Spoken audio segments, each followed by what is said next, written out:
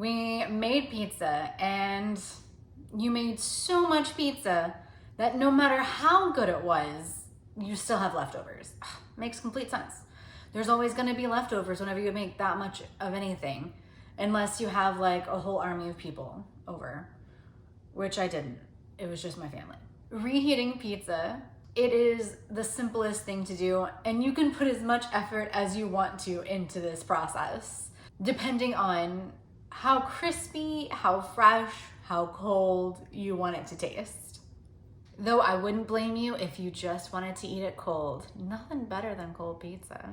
I'm Heather, and I want you to feel confident in the kitchen making any recipe your own.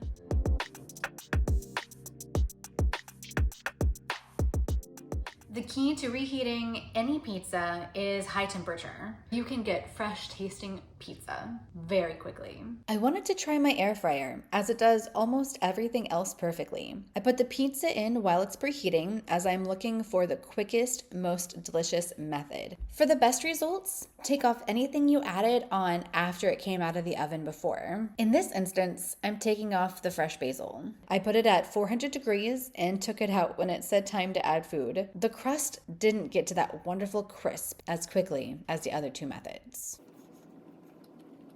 Not as hot as I want it to be, not as crunchy as I want it to be.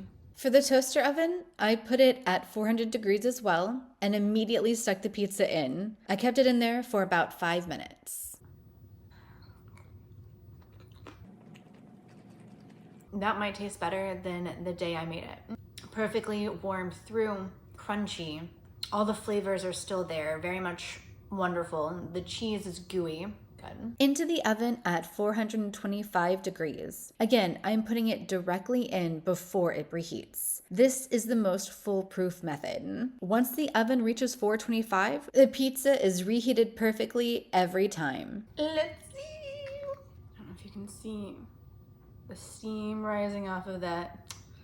No, you can't see it, but it is the steamer. And so we know it got warm, and then I don't know if you can,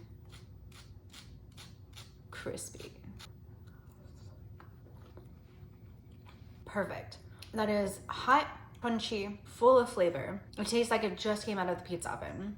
I would definitely say that the oven is the best way to do it. You don't have to sit here and babysit it. Absolutely delicious. And you get the nice melty cheese, and it's so good.